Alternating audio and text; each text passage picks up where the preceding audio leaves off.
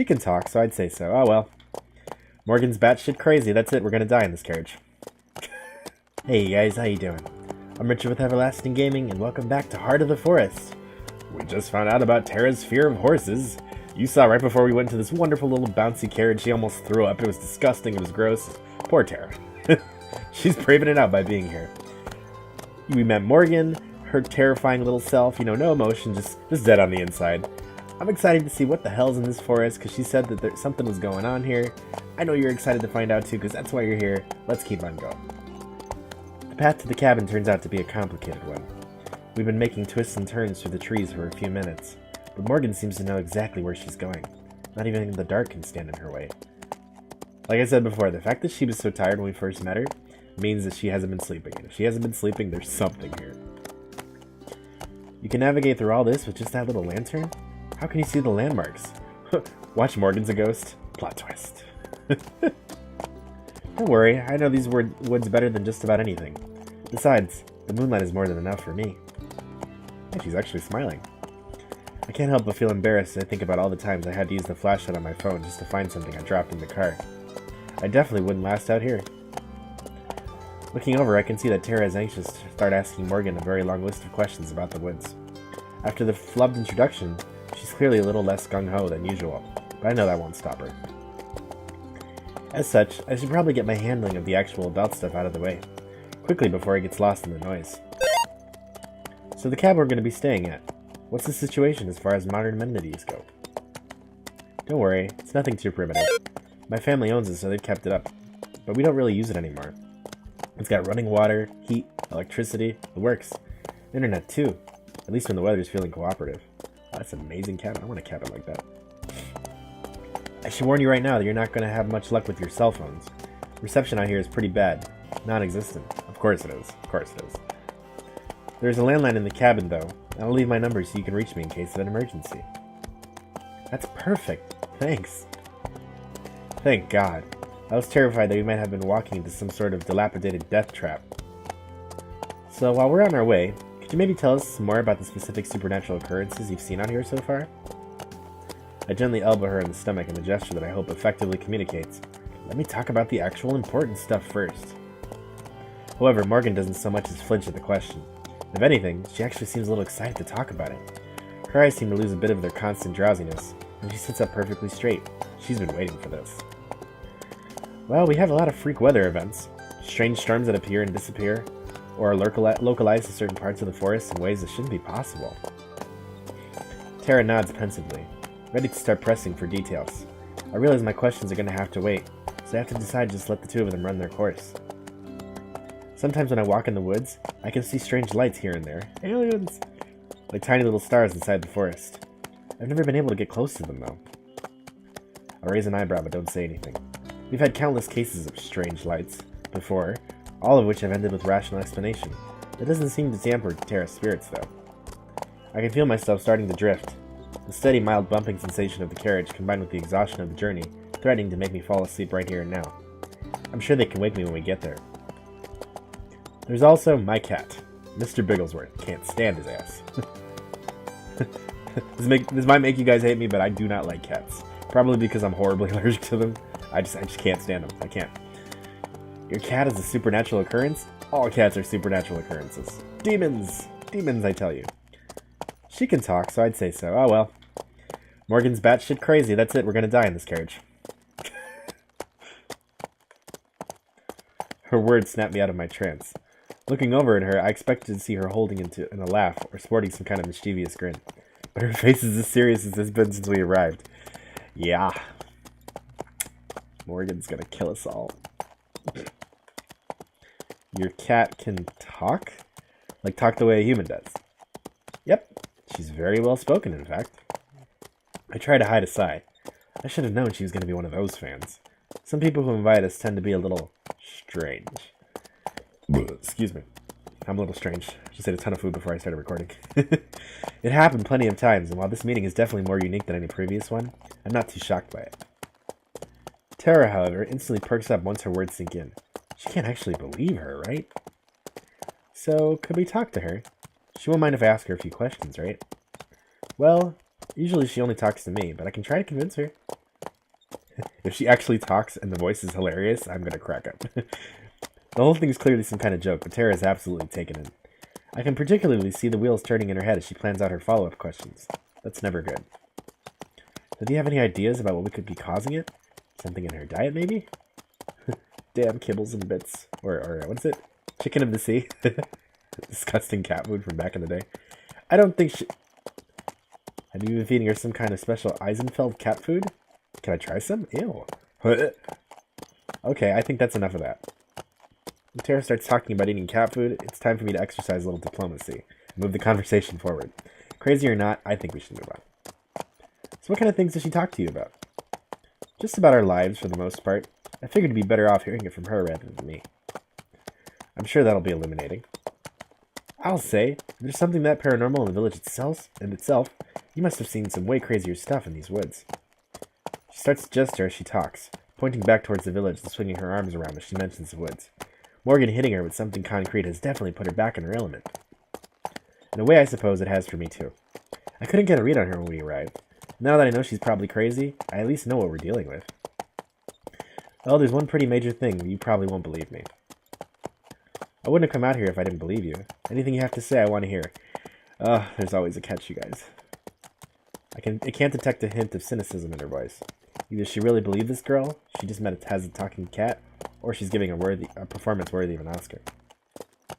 Are you sure? 110%. Lay it on me. I'm actually a broom. I'm not even a little girl. She winks at her and flashes her finger guns. Of course. Yeah. Back in celebrity mode. Tara's good at recovery with these things, but I've never seen her recover on this level with such speed. But as I watch her lean in towards Morgan to make sure she catches her next statement, I realize another possible reason for her passionate response. But there's one thing she loves more than hearing strange noises. It's trying to impress a cute girl. Oh my god, of course. Now things are starting to fall into place a bit more. Well, one of the main reasons I called you out here is... I'm not sure if it has a name, but I think it's some kind of forest spirit. Spirit? Like a ghost or something? No, something physical. Some sort of massive creature like the forest came to life. Okay, this is new. Even the crazier fans don't get this outlandish. It's gonna be Groot from the Avengers. Groot! I am Groot. But Tara's absolutely eating it up. No matter what her reasoning is, I'm glad she's having a good time. It means I can stay out of their conversation. It's a lot harder to pretend to believe things when I'm this tired. Beautiful music. Is there anything else you can tell me about it? Does it speak or anything? Have you managed to interact with it at all? Is it more kaiju sized or more basketball player sized? I've only seen it once, unfortunately, so I don't know too much about it. I've searched for it a number of times since, but without any results. Who knows? Maybe you two will have better luck than I have. That's what you're best at, isn't it? In terms of talents, I'd definitely say it's up there. Morgan's mouth turns up into a small but seemingly genuine smile, and her expression grows slightly less intimidating. I knew you'd believe me. Nobody else around here does. Can't imagine why. I feel a pang of guilt as the thought crosses my mind. As crazy as the story sounds, it can't possibly be easy feeling rejected in a community this isolated. No wonder she was eager to bring us into the fold. So, how far away would you say we are from the cabin? We should be coming up on it any minute now. I'll help the two of you get situated and then head back. I'd be happy to tell you more about the spirit tomorrow. Will there be food? Snacks? Yeah? Thank God. Oh yeah, great. That's great. I'm exhausted. I just need to unhook my bra and take a nap. Oh, fuck, I'm tired. That much isn't a lie. All I want to do right now is pass out. Without any luck, I wake up to find out that this whole thing was just a bad dream. How pretty is it? Gotta love wintertime. Is this where the chibis come in? There you are. I haven't seen you guys in a while. I guess we're back to guide you through a time skip. And here I thought we decided we weren't going to make this game about time travel. Given that we never previewed it back when it was about time travel in the first place, I'm pretty sure that joke isn't going to be funny to anyone except our writers. This scene takes place a little bit further in the game, after we've been in Eisenfeld for a few days. Unsurprisingly, we haven't had much luck. The only thing out of the ordinary we've encountered so far is our host. She's arranged for us to meet her in the woods near her cabin. I'm about 80% sure we're gonna get murdered. Yeah, she's batshit crazy. You're way too harsh, Mads. I think Morgan's pretty neat. A little bit weird. But sure, she seems like she has a heart in the right place. That's suspiciously sincere of you to say. Not to mention the fact that she's super hot. If any of you guys in the comments below want to draw a chibi of me, I would love to see it. And if you actually did it, I would totally feature you, like, in my channel, because that would be adorable. My head's already big enough in real life. I can't imagine Chibi Richard. I knew it! Despite very clear warnings from other villagers that Morgan is dangerous, Terra is determined to meet her anyway. I'm going too. But I'm not happy about it. We head to the appointed meeting spot, right at the turn of the hour. Even during the day of the forest felt hostile and foreign. But now at night, it's downright scary. Each rattle of the branch is a demon's footsteps. Every gust of wind is a monster's breath. I stand close to Terra, treading on the backs of her feet several times. I think this is supposed to be the place. I look around the area. It's indistinguishable from the rest of the woods. My only comfort is the tiny pinprick of light that represents our cabin back at the forest edge. A feeling of dread creeps up on my spine. What if this is a trap, or a setup? Maybe Morgan just lured us out here in the middle of nowhere and is waiting out of sight with a knife in hand or something. What a crappy little butter knife. Considering we traveled thousands of kilometers to get here, if this is a trick, we fell for it pretty hard. Maybe we're early? I know that we're not. Terra sweeps the flashlight around, illuminating a few identical trees before the light's beam peters off into oblivion. We're gonna see some shit. There's gonna be a jump scare, I know it. Maybe we should just go back. Oh shit, we're gonna see something. Oh my god, fucking Morgan. Light passes over Morgan, suddenly a meter away from us. Ah! Terra jolts backwards, crashing into me. The flashlight plummets to the ground, bouncing once before stopping. I keep my balance, barely, and catch Terra's arm to stop her from falling. Are you okay? Short term, yeah, but I think I just lost 10 years. What about you, Mads? I'm fine. What on earth were you doing? Me? I was waiting for you. should I talk about... I think I'm going to give her that voice. No emotion whatsoever. Where? Didn't you hear us? Just over there. Sorry. I had headphones in. And I missed you. You were just standing in the dark, in a forest, wearing headphones. Yes. Why? At a loss for words, I can only shrug. Does hanging out alone in the dark in the middle of nowhere not register as weird for Morgan? You just spooked us a little. That's all. No worries. She stoops down and retrieves the flashlight from the snow, drying it on her sleeve. She brushes off the snow the same way she brushes off Morgan's actions. Anyway, it's all good. What now? Morgan turns and faces the trees, shining her flashlight across them. I thought we could walk around a little. It might help you to get a better feel for the area. Behind Morgan's back, Terra and I exchange a look of concern. Terra gives me the slightest of shrugs. I'm still reluctant, but I nod. If Morgan's planning to kill us, it's not like it'll make a difference whether she does it here or in the forest. I'm pretty sure she's not a murderer in any way. Watch, she is the murderer. It's like the bad ending or something. Sure, lead on. Morgan sets off without another word, and we follow just a couple paces back. Are we going somewhere in particular? Not really. I doubt you want to go too far this late at night, right? Right. That's fine. We'll stick to the edge then. As we walk, Morgan keeps her flashlight pointed straight ahead in the direction that we're going. Terra, on the other hand, swings hers around, looking up the trees and out into the abyss. She and I only brought one flashlight with us. The spare is sitting in one of our suitcases back at the cabin. I regret leaving it behind, just on the off chance that we somehow get separated. Yeah, that was pretty stupid of you. So did you learn anything useful today? Not really. We went around town some, but most people didn't really want to talk, huh? Yeah. How'd you know? That's how it is around here. People are mistrustful. I was kind of surprised by that. Figured with how out of the way it is here, that we might have been, I don't know, treated like celebrities? Hey now, don't project. But something like that. It's more like they isolate themselves by choice. We have internet and TV. It's just that lots of people choose not to use them. Old-fashioned. I'm guessing they probably had some not-so-nice things to say about me too, right? Neither Terra nor I respond. Our silence lasts a beat too long. It's okay. I'm used to it. You don't have to pretend or anything. Light shines on our faces as Morgan turns around, half smiling. Hey, you two don't need another assistant back where you live or anything, right? Yeah, we kind of do. Maddie's leaving. Awkward. My mouth flaps like a fish while I try to think of a diplomatic response, but then Morgan laughs and faces forward again. Just kidding. Ha ha ha ha. Super no emotion laugh. I've been walking a while. Oh, hello, nature. Christ. Okay, that's loud. I'm gonna lower that.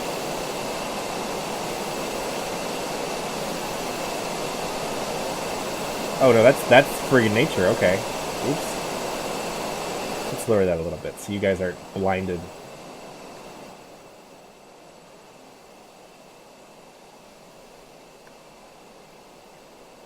We trek on in awkward silence. I'm not sure what we're supposed to do, or be doing, or looking for. We're just wandering in the dark, trusting that Morgan knows how to get back to the cabin. It's cold and my feet are sore, and I'm once again regretting coming to Eisenfeld. I gently tug Tara's sleeve, right by her elbow. When she looks at me, I slightly gesture back towards where we came from and shrug, hoping she'll get the message. Now, she mouths back. I nod. She gives a worried look over towards Morgan's, who's now slightly farther away. Tara holds up 5 fingers. 5 more minutes. Sighing, I nod again. We hurry to catch back up with Morgan. Something wrong? Oh no, Maddie. Had something on her shoe. Oh. Sorry. She's so... Just nothing. There's nothing happening with Morgan. It's hard to tell if she buys it. I wouldn't. Mentally, I'm counting backwards from 5 minutes, already imagining the comfort of my bed and blanket back at the cabin.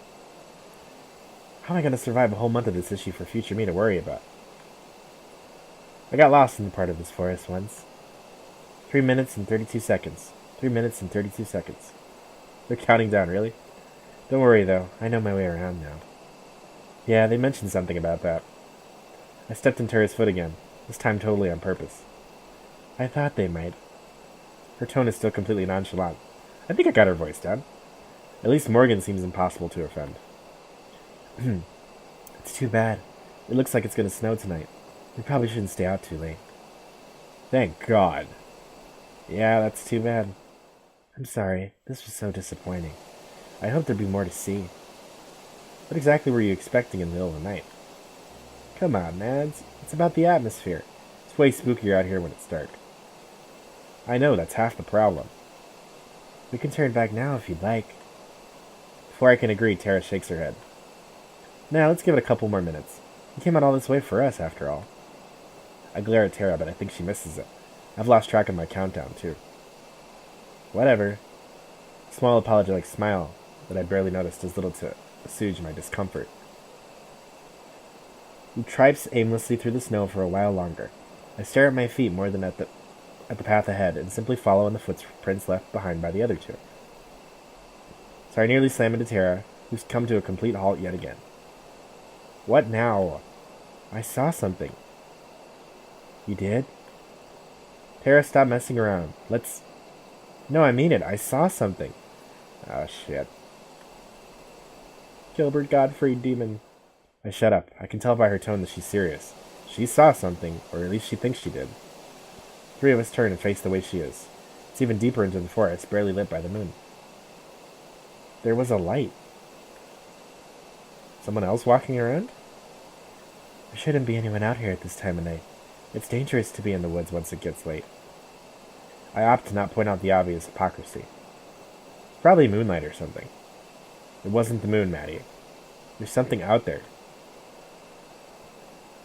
Oh, man. We're gonna find something. Both of them point their flashlights in the direction Tara's looking. Aside from mere trees, there's nothing to be seen. Tara? Maddie? She grins. This is what we're here for. Come on. Tara breaks into a run, leaving Morgan and I behind in surprise. Okay. I think the storm is over, so we can put our music back to where it was. Cool. Perfect.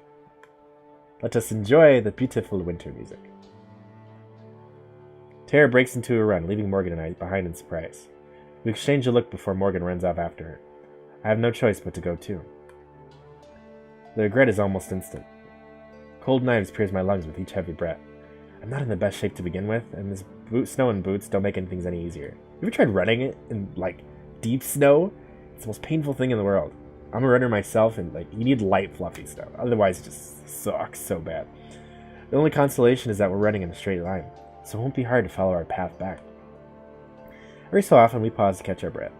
The pace is catching up to Terra, too, who has to fight to keep her smile on. Morgan seems unfazed by it all. I've never been so tired in my life. Ha, ha, ha. I'm about 3 seconds away from demanding that we give up when I see it. Way off in the distance, too far to identify the source, is a light. It sparkles and glimmers like a star that fell to earth. I fall silent, the words stolen from my mouth. Then Terra points, stating that we already know. There it is. Alright, you guys, we've officially found something in the forest. Is it aliens? Is it Gilbert Gottfried? Is it a fucking demonic cat? We're gonna find out together in the next episode. This is getting interesting. Morgan probably is just here to kill us. I don't know. I want to know what you guys think in the comments below. What do you think we found? What do you think Morgan is hiding? Do you think she's batshit crazy? I think she's batshit crazy, but I want to hear from you. Tell me in the comments below. If you guys like new and exciting gaming videos, be sure to hit that subscribe button and the notification bell so you get notified every time I post. I post every day. Alright, you guys, hey, it's been a blast. I hope you're having fun. I'm Richard with Everlasting Gaming, and as always, have a good night.